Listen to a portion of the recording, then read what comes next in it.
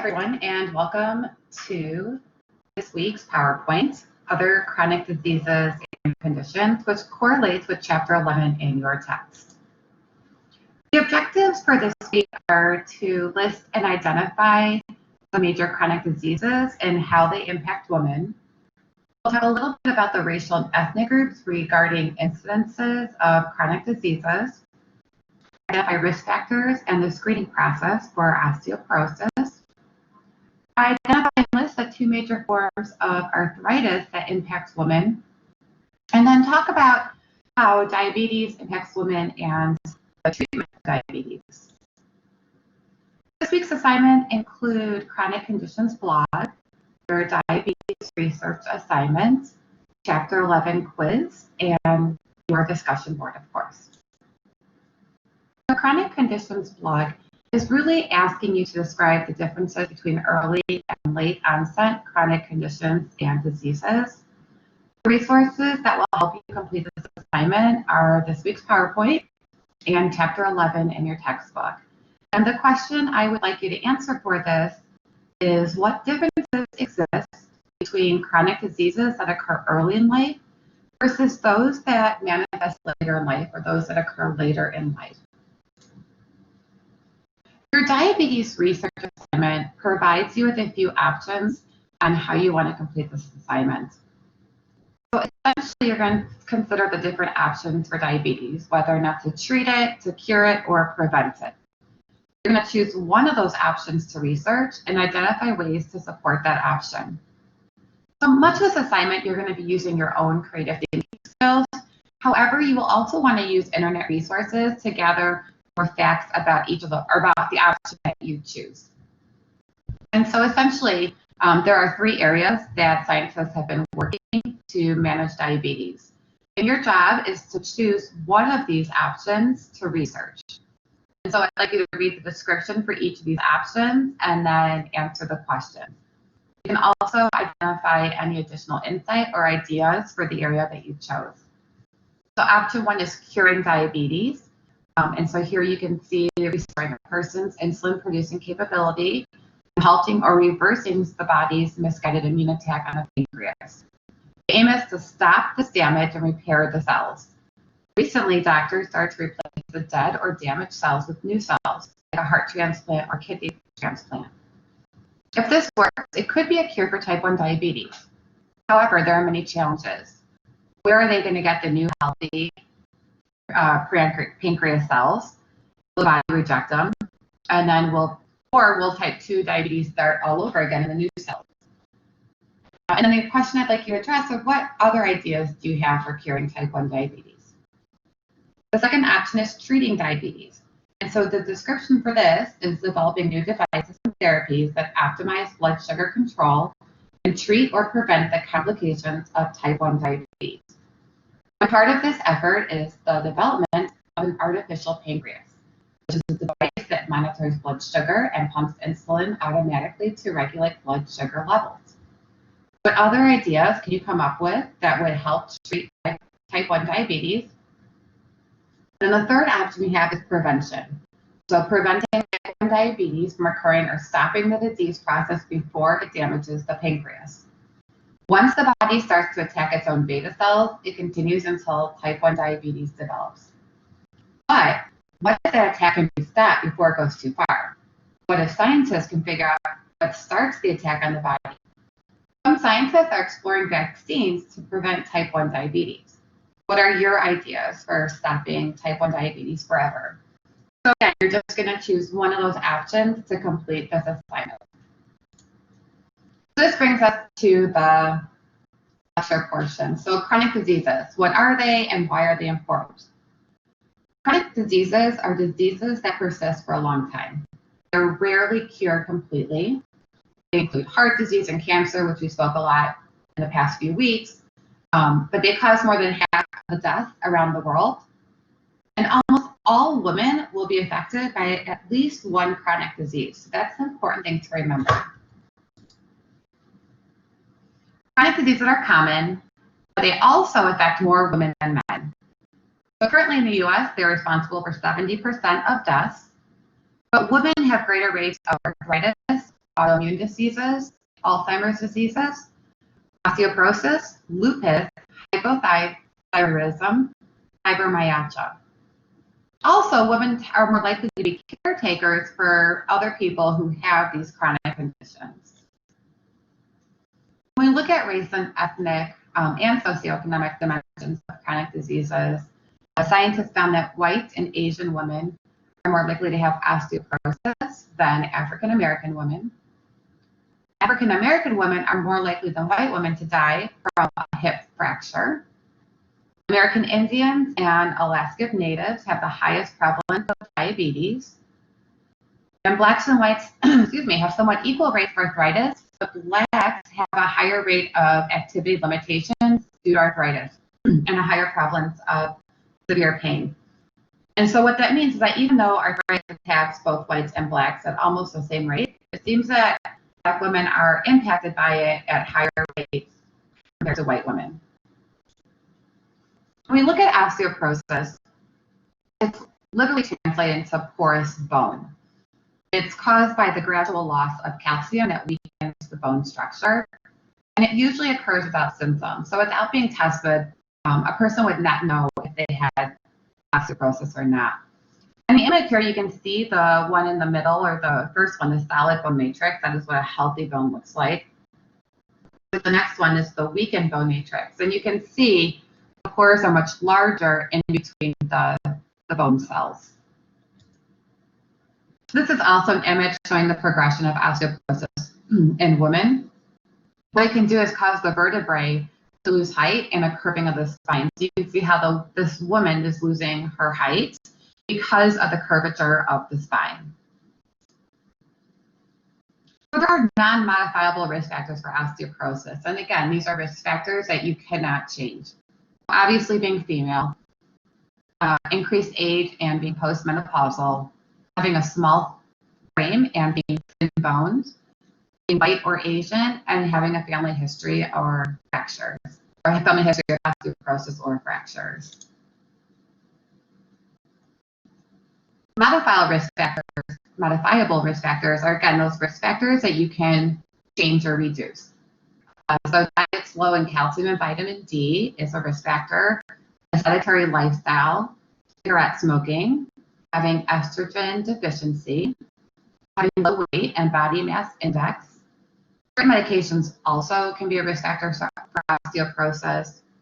Amenorrhea, which is the absence of the menstrual cycle or having your period, and being anorexic or having anorexic nervosa or bulimia. Look at how they screen and diagnose osteoporosis. When we think about who should be tested for screening, all postmenopausal women younger than age of 25, or who have one or more additional risk factors for osteoporosis other than menopause, all women age 65 or older, women who are 50 and older who have a history of bone fractures, women with a condition or taking medications associated with low bone mass or bone loss, and then women who are considering therapy for osteoporosis or want to monitor the effectiveness of certain osteoporosis treatments.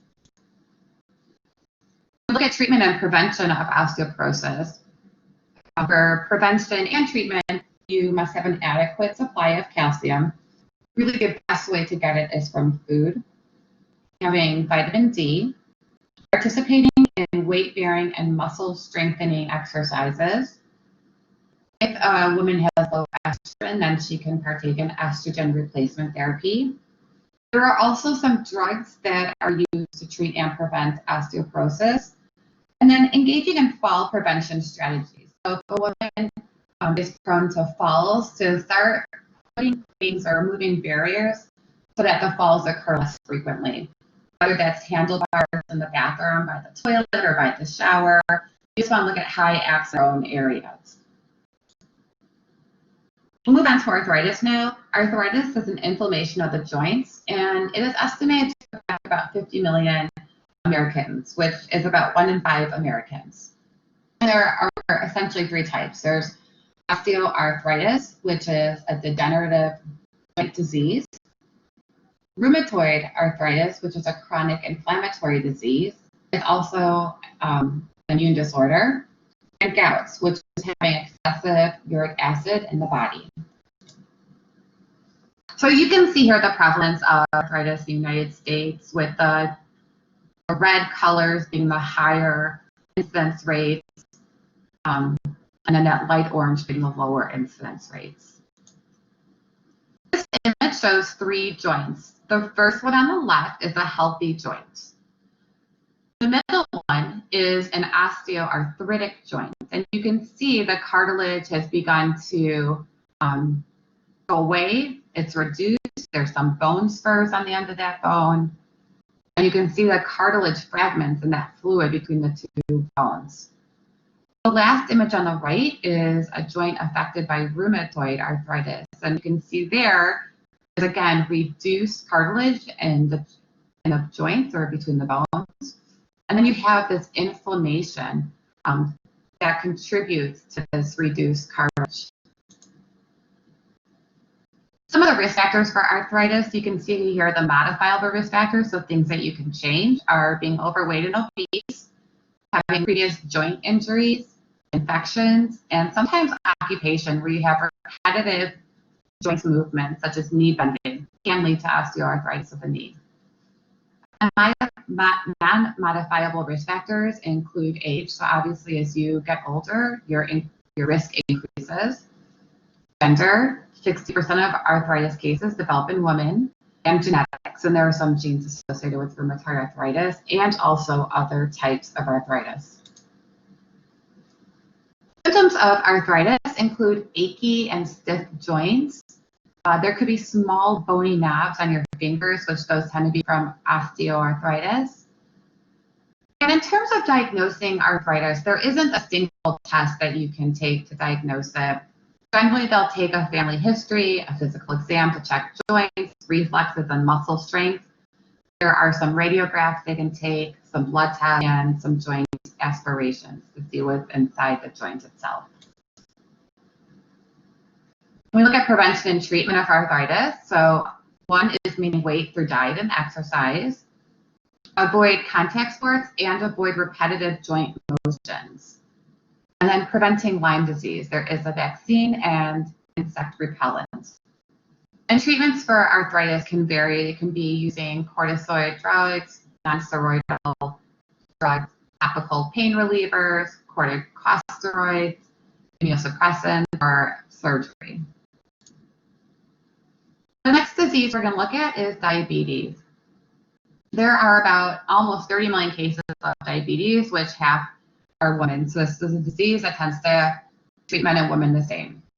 There are 2 types. Actually, there are 3 types of diabetes. The first usually appears during childhood. That's type 1.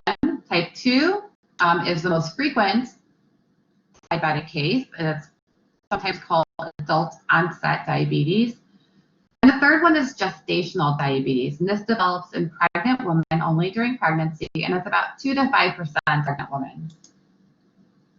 Risk factors for diabetes include having a first-degree relative diabetes, being overweight, not getting enough exercise, having an unhealthy diet, having hypertension, which is high blood pressure, or having abnormal high-density lipoprotein, HDL, or triglyceride levels.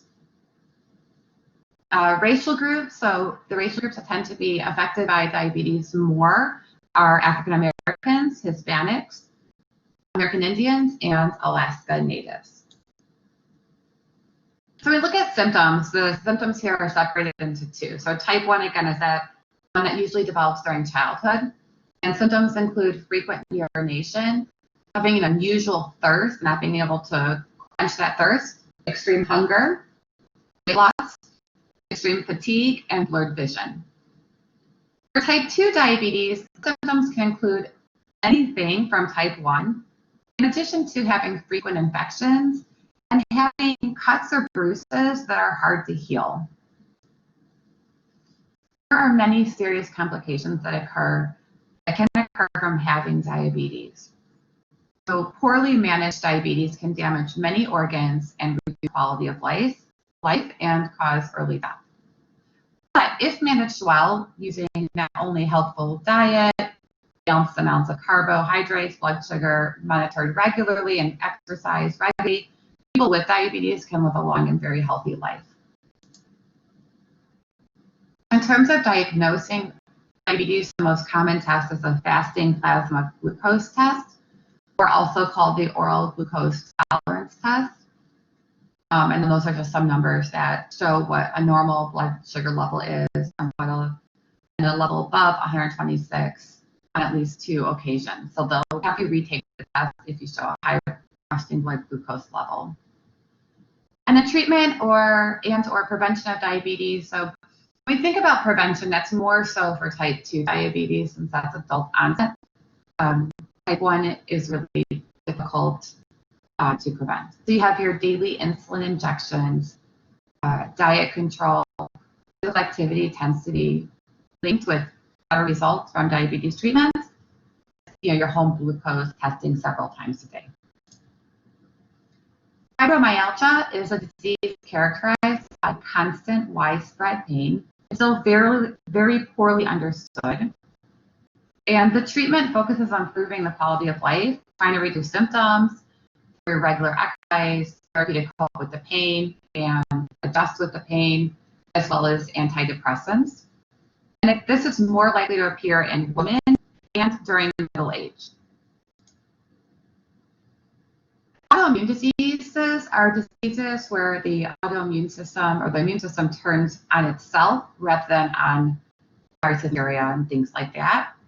There's more than 80 different types of autoimmune diseases. Usually they occur among women, and it's the 4th leading cause of disability in women in the United States.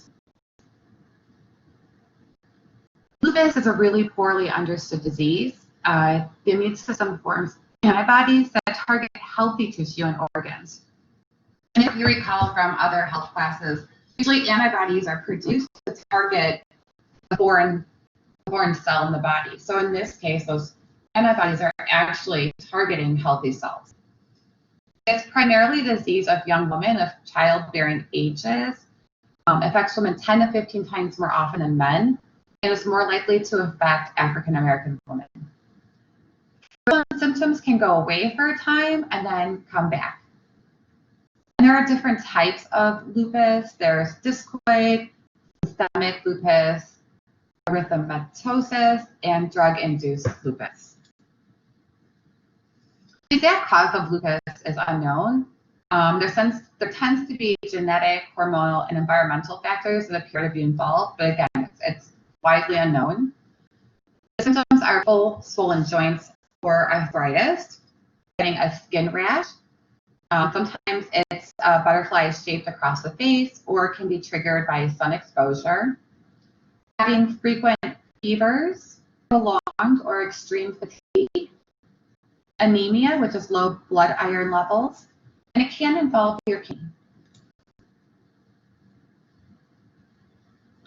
So the diagnosis of lupus involves several factors. So one is to take note of the symptoms that are occurring and to write them down. So it's skin rash, joint pain, chest pain, seizures, photosensitivity, which is sensitivity to light, a review of the history of medications. They'll do a complete blood count, an anti-nuclear antibody test, and they may do a urinalysis, analyzing the urine. In terms of treatment and prevention, one is to avoid sun exposure and to use high-quality sunscreen, exercise, non-steroidal inflammatory drugs, corticosteroids, anti-malarial agents, immunosuppressant drugs, and steroids. Next, quickly about thyroid disease, which is an inflammation of the thyroid, which is the gland that controls the body's metabolism. And there are 2 forms of thyroid disease. There's hypothyroidism, which is an underactive thyroid. The body burns energy too quickly. And there's hypothyroidism, which is an overactive thyroid, where the body burns energy too slowly. The risk factors for thyroid disease are age and history, so generally women over the age of 20, having a family history of thyroid disease, and having previous thyroid concerns or conditions. look at Hashimoto's disease or Graves' disease, there are there's a chart here that shows the symptoms of each of these. So Hashimoto's is weight gain, fatigue and listlessness, difficulty concentrating, dry skin, sensitivity to cold, constipation, and having a goiter. And Graves' disease is weight loss, increased energy expenditure, nervousness and irritability, sweating more than often, heat intolerance, diarrhea, and bulging of the eyes. And here, these are exact opposite symptoms of each other. Diagnosing and treating thyroid disease. So diagnosing it is taking a thyroid stimulating hormone test. There's also a blood test that measures the level of thyroxine, which can confirm the presence of the disease. And prevention include having annual checkups. There are medications, so thyroxine for Hashimoto's disease, antithyroid drugs for Graves' disease. The last chronic condition we'll talk about is Alzheimer's. It's a devastating disease that results in memory loss, behavior and personality changes, and having a general decline in cognitive abilities. Risk factors for Alzheimer's disease include age, being female, and that may be related to the fact that females live longer than men, and having a genetic background of Alzheimer's disease. Other possible factors include your lifestyle, having severe or repeated head injuries, lower education levels, and environmental agents. Symptoms of Alzheimer's disease includes memory loss, a decline in ability to perform simple tasks, less clear thinking and forgetfulness, affected language and reasoning skills, the lack of ability to make judgments, personality changes, emotional outbursts, and wandering and agitation. And so a diagnosis of Alzheimer's can be done through medical and family history, complete physical exam. There are some laboratory tests that can be used, brain scans, tests for measuring memory, language skills, and other brain activities. And in terms of treatment, the treatment involves controlling symptoms and trying to delay memory loss with drugs, and maintaining a safe and calm and structured environment so the person cannot hurt themselves. This concludes our PowerPoint for this week. Have a wonderful week.